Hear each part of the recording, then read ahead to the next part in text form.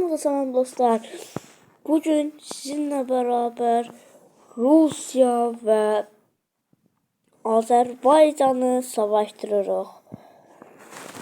İlk olarak savaş Rusya'nın Ermenistan'a asker göndermesiyle başladı. Rusya Dağlıq Qarabağ Savaşı'nda olan mağlubiyyəti istənən Ermənistanda artıq əskər yığırdı. Buna istənən Azərbaycan Rusiyaya əskər gətirməməsini istədi. Amma Rusiya bunlar Ermənistan üçün deyil, öz əskərlərimiz üçün olduğunu dedi.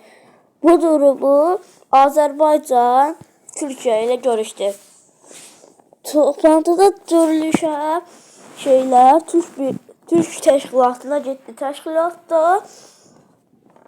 Təşkilat da Qazaxıstan, Qırğızistan təşkilat böyle bir şey başa düşdü.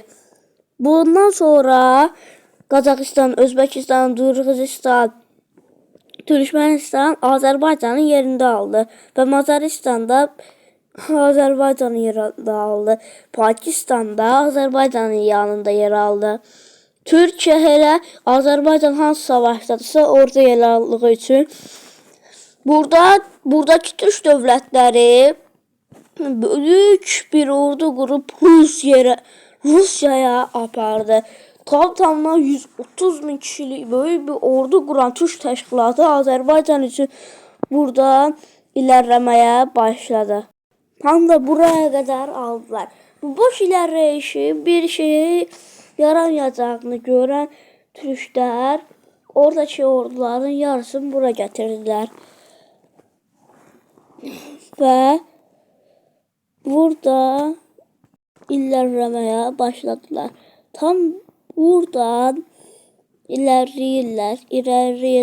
Tam oraya gelirken Rusya oraya asker gönderdi ve her şeyi apardı. Oradaki orduyla savaşmaya giden Rusya buraya gelirsek Azerbaycan'ın ilk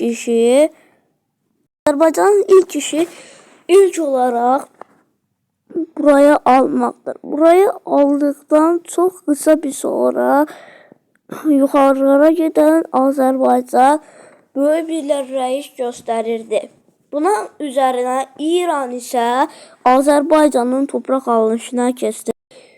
Buradan ilerleyişe geçen İran Azerbaycan'a böyle bir zulüm keçirdi.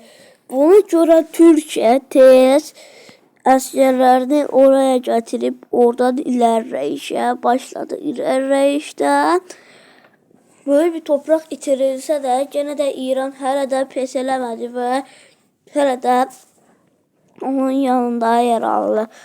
Buna istənən barış imzalandı ve beləcə İran savaştan çəkildi. Ama karşılığında Ermənistan toprakları tərsən Ermənistana geri gedəcəkdi. Buna çox istənən Azərbaycan qətiyyən qadağan verdi. Bunun üzerine de İran savaştan keçilməyəcəyini dedi ve tez Türkiye'den ilerleyişe başladı. İlerleyişte 130.000 ordunun yarısı İran'ın kuzey taraflarına doğru geldiler. Sen burada gördüğünüz yerde böyle bir savaş çıktı ve burada böyle savaşlar sonucunda tamına İran'dan bayağı bir toprak alındı. Ve burada da ayrıca Pakistan'da ilerleyirdi. Bunu gören Türk Dövləti Təşkilatı artık çok da ileriye gittiğini gören gibi bunun artık kabul edilemez bir savaş olduğunu görürdüler. Rusya nükleer atmağa karar verse de korktuğu bir şey vardı ki Pakistan'da az olsa da gene de onun nükleerleri daha tehlikeli, daha güçlü ve daha böyükdür. Pakistan müşteri o kadar möhkəmdir ki, attığı anda Rus S-400'ləri bile onu saplaya bilməyəcəyini bildiyi üçün Rusiya məcburən belə bir anlaşma sundu.